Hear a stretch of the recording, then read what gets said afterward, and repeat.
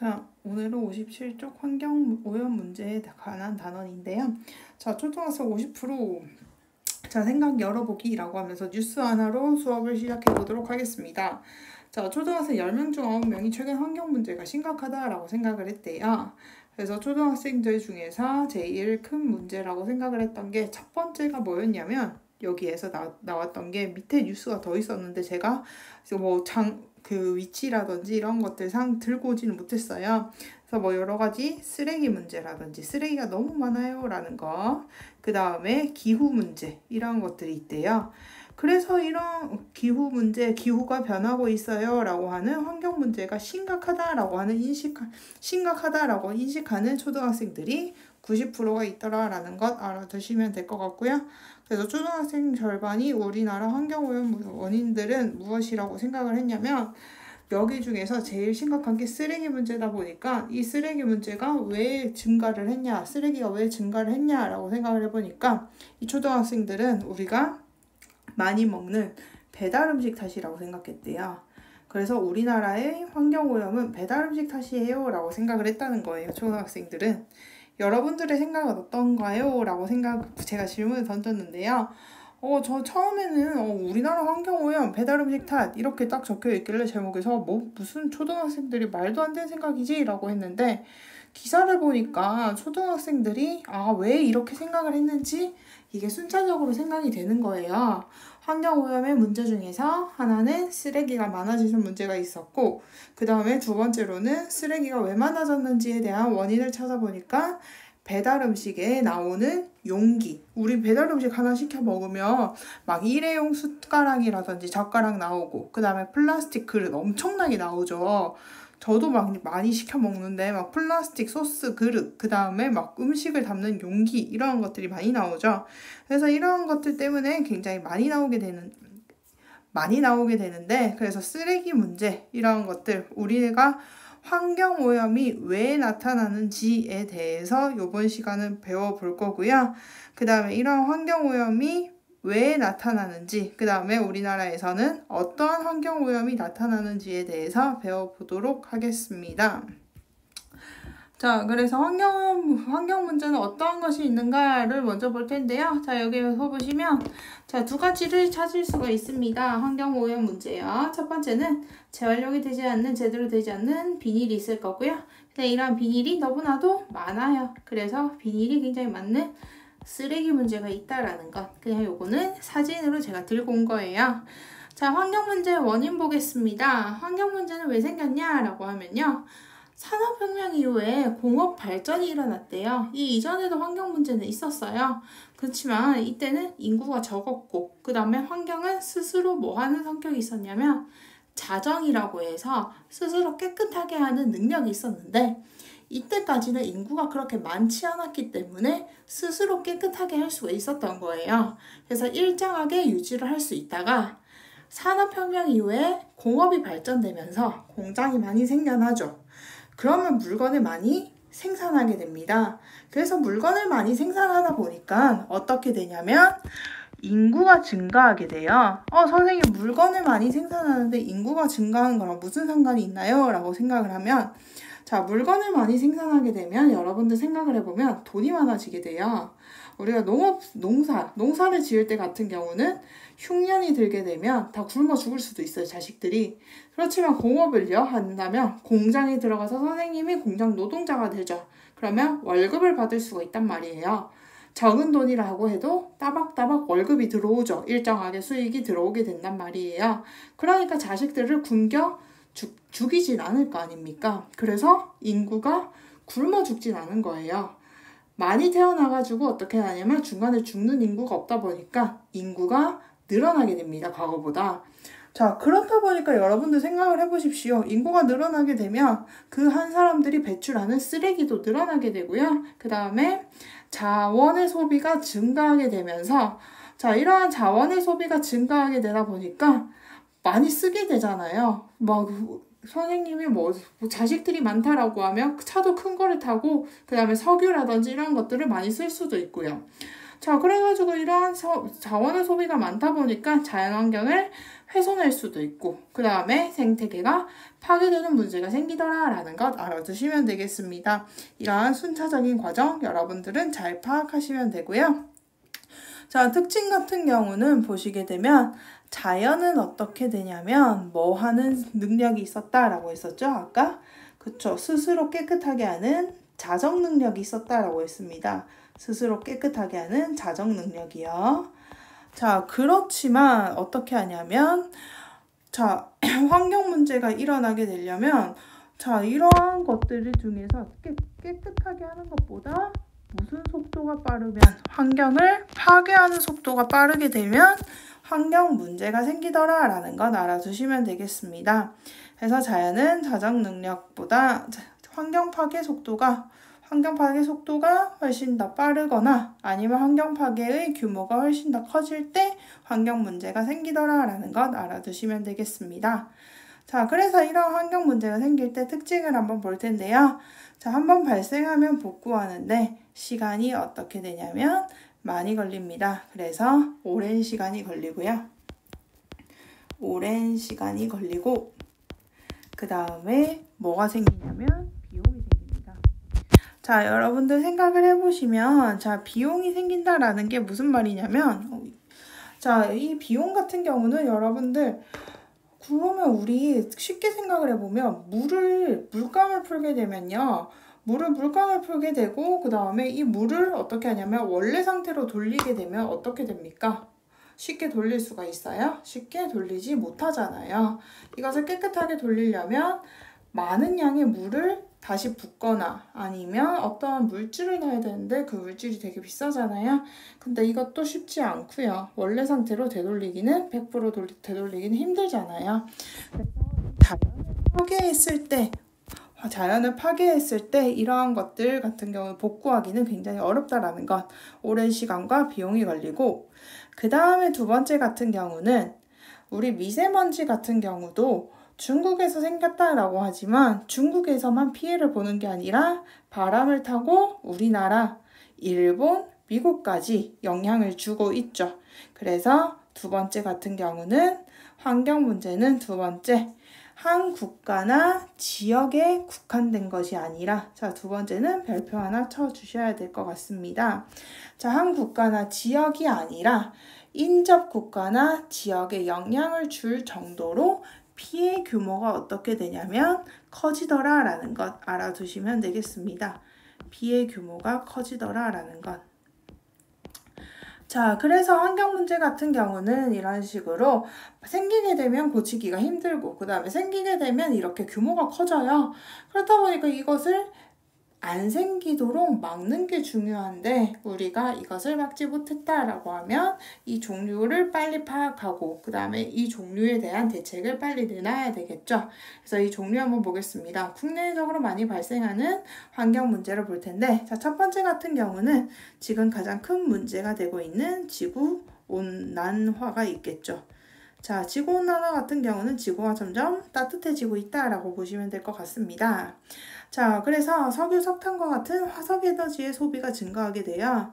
자, 그래서 이러한 화석 에너지가 소비가 증가하게 되면 자, 온실가스 배출량이 증가하게 됩니다. 자, 그래서 이 온실가스 배출량이 증가하게 되면 지구의 평균 기온이 높아지더라라는 것. 지구 평균 기온이 높아진다라는 것. 지구가 점점 더워지겠죠. 자, 그래서 극지방 같은 경우는 남극과 북극이잖아요. 온도가 올라간대요. 그래서 당연히 얼음이 녹겠죠. 그래서 극지방의 빙하 면적이 축소가 되고요. 극지방의 빙하 면적 축소. 자, 그 다음에 보시면 두 번째, 빙하 면적이 축소가 됐다라는 거는 얼음이 물이 됐다라는 거잖아요. 그러면 얼음이 물이 됐다라고 하는 것은 바닷물이 그만큼 늘어났다라는 거니까 낮은 저지대 같은 경우는 물에 잠기게 되겠죠. 그래서 해안 저지대 지역 같은 경우는 침수 피해를 가지게 되더라라는 것. 그래서 몰디브라든지 투발루와 같은 지역 같은 경우는 침수 피해를 실제로 겪기도 했었고요. 우리나라의 인천과 부산 같은 경우도 곧 실제로 몇십 년 뒤에는 지구온난화가 계속될 경우 몇십 년 뒤에는 이것을 겪을 수도 있다고 하죠. 그래서 저지대가 침수되는 수상도시로 만들어야 된다. 이런 식으로 주장하는 사람들도 있고요. 그래서 뭐가 되냐면 해수면이 상승할 수도 있고 그래서 저지대가 침수될 수도 있더라라는 것 봐두시면 되겠고 그 다음에 이러한 날씨가 따뜻해지게 된다 보니까 뭐 각종 태풍이 발생할 수도 있고 그 다음에 뭐 가뭄, 홍수와 같은 각종 기상이변 여러 가지가 발생하게 되더라라는 것. 오늘은 가장 큰 피해를 주는 거는 지구온난화입니다. 그래서 여러 가지 이런 것들 보시면 되겠고요. 자, 그 다음에 두 번째, 극심한 가뭄과 과도한 개발이 있습니다. 자, 그래서 극심한 가뭄과 인간의 과도한 개발로 인해서 건조지역이라든지 그 다음에 초원지대라든지 이러한 지역에서 토양이 어떻게 되냐면 더 이상 자라나지 못해요. 풀이 이렇게 자라나지 못합니다. 가뜩이나 건조지역은 풀이라든지 이런 것들이 자라나지 못하는데 덜 자랐는데 뭐 선인장이라든지 그다음 대추야자 이런 것들밖에 못 자랐었는데 아예 생산 능력을 상실하게 되고 아무것도 자라지 못하는 사막화가 되어버립니다. 근데 이 사막이 어떻게 되냐면 점점 증가하게 되면서 그러면 여러분들은 사막은 아무것도 생산이 안 되죠. 그렇다 보니까 이렇게 쓸모없는 땅들이 늘어나게 된다라는 것. 이것을 무슨 현상이라고 부르냐면 사막화 현상이라고 부릅니다. 그래서 사막화 현상이더라라는 것 알아두시면 되겠습니다. 사막화 현상이요. 자, 이것은 주로 어디에서 많이 일어나게 되냐면 아프리카라든지 중동, 보통 사막이 많이 있는 지역과 그 다음에 보시면 여러분들이 헷갈려하는 것들이 있는데 이것이 많이 일어나는 지역 중에서 하나가 어디냐면 오스트레일리아, 호주가 있어요. 그래서 호주 같은 경우도 대부분 사막이 있거든요. 그래서 이런 사막 지역에서 사막화가 더욱더 그러니까 아예 아무것도 자라나지 못하도록 그러니까 이 사막 지역이 더 늘어나게 되는 거예요. 그래서 이러한 것들 보시면 되겠고요. 자, 그 다음에 세 번째 보시면 자, 냉장고나 에어컨 등의 냉매제로 쓰이는 염화플루오린 화탄소의 사용 증가로 인해 가지고 세 번째 같은 경우는 오존층 파괴가 있습니다. 오존층 파괴요. 자, 근데 이 오존층 파괴 같은 경우는 이게 너무 심각하다 보니까 여러분들 초등학생 때 많이 배웠을 거예요. 프레온가스 사용량을 줄여야 돼요 라고 하면서 이러한 것들을 줄이다 보니까 뭐에 의해서 몬트리올 의정서라고 하면서 여러분들 중학교 3학년 때 배웠을 거예요. 이거는 미리 할 거예요. 자, 그래서 이 몬트리올 의정서에 의해서 얘 같은 경우는 실제로 굉장히 사용량이 줄었어요. 왜냐면 선진국이라든지 후진국에서 대체 에너지를 만들어냈거든요. 그래서 이런 냉매제라든지 이런 것들에 대해서 대체제를 만들어내거나 그 다음에 기존 생산분이라든지 예외분 같은 경우는 진짜 어쩔 수 없이 대체를 할 수 없는 것들만 허용을 하다 보니까 허용을 했죠. 진짜 조금만 사용했거든요. 그렇다 보니까 오존층 파괴가 멈춰지게 된다라는 것 알아두시면 되겠습니다. 오존층 파괴는 더 이상 증가는 하지 않고 있고요. 그 다음에 네 번째 같은 경우는 산성비 피해 증가, 열대림 파괴, 생물종 다양성 감소 같은 경우는 각종 국내외적으로 많이 발생하는 환경오염 문제가 있더라라는 것 봐두시면 되겠습니다. 자, 오늘 배운 내용 같은 경우는 원인 특징 종류가 있는데 이 내용들 중요한 것들 다 기억을 해 두셔야 됩니다. 아까 특징에서 2번 있었고 그 다음에 오늘 배웠던 것 중에서 종류는 꼭 기억을 해 두셔야 돼요. 특히나 지구온난화, 그 다음에 사막화, 오존층 파괴 이러한 것들이 무엇인지 정확하게 알아두셔야 되고요. 그 다음에 네 번째 산성비 피해 증가 같은 경우도 살짝 더 설명할게요. 자, 스모그 현상이 일어나게 되면서 그 다음에 각종 오염물질이 구름으로 형성이 되죠. 그 다음에 이게 비로 내리게 되는 거예요. 근데 여기에서 중요한 게 뭐냐면 이 산성비 피해 같은 경우는 어떻게 되냐면 석회질과 같은 물질들을 녹여버리잖아요. 그렇다 보니까 건물들이 부식이 되고 그 다음에 사람들한테 어떻게 하냐면 뭐 여러분들 이런 말은 들어보셨어요? 비 맞으면 머리 빠진다 이런 것들이야. 그래서 막 이렇게 막 비 맞으면 머리 빠진다, 그냥 피부에 좋지 않다 이런 말들이 전부 다 산성비 피해더라라는 것 쉽게 생각을 하시면 되겠고, 그 다음에 두 번째 열대림 파괴가 있습니다. 자, 이 열대림 같은 경우는 보통 어디에서 일어나냐면 아마존입니다. 그래서 이 아마존에서는 보통 이거는 아마존에서 일어나게 되는 열대림 파괴 문제가 있었고, 그 다음에 이로 인해서 열대림이 없어지니까 당연히 생물종 다양성이 감소되더라라는 것 봐두시면 되겠습니다. 자, 그 다음에 세 번째 보시면 페이지 57쪽에 다른 나라에 피해를 주는 산성비입니다. 그래서 여기에서는 환경오염이 어떻게 되더라? 한 나라에만 하는 게 아니라 한 나라에만 영향을 끼치는 게 아니라 어떻게 되더라? 피해 규모가 광범위하더라 라는 것. 환경오염 피해가 광범위하더라 라는 것. 그래서 이러한 것들, 그래서 산성비가 어떻게 되냐면 영국에서부터 이런 식으로 일어나게 되고 그 다음에 비처럼 내린다라는 것, 노르웨이 극작가가 얘기를 하고 있죠. 그래서 영국에서 발생한 대기오염 물질이 동유럽과 북유럽에 산성비 피해를 입혔다라는 것 쭉쭉 보시면 되겠습니다. 그래서 산성비 같은 경우는 이렇게 공장 자동차에서 배출되는 이런 물질들이 비와 섞여서 내리더라라는 것, 농경지와 작물을 죽게 하고 하천과 호수를 오염시키고 도시의 건축물과 조각상을 부식시키더라라는 것은 한번 읽어보시면 되겠고요. 자, 그 다음에 두 번째는 제가 그냥 하나 넣어놓은 거예요. 우리나라가 다른 나라와 겪고 있는 환경 문제입니다. 초미세먼지죠. 그래서 미세먼지 같은 경우가 중국에서 일어나고 있지만 우리나라에서는 지금 중국에서 일어났다라고 보지만 중국에서는 적반하장으로 한국발 초미세먼지가 상하이 오염이다 라고 하면서 무슨 문제로 비화가 되고 있습니까? 국제 문제로 비화가 되고 있죠. 그래서 이거는 무슨 말 같지도 않은 소리냐, 한중 공동 연구로 입증되었다라고 하면서 여러 가지 환경 문제 같은 경우는 한 나라에만 국한된 것이 아니라 여러 나라에 영향을 주기 때문에 이러한 외교 문제로도 비화될 수 있더라라는 것 알아두시면 되겠습니다. 제가 하나 그 다음에 보시면 템플릿에다가 적어 놓았을 거예요.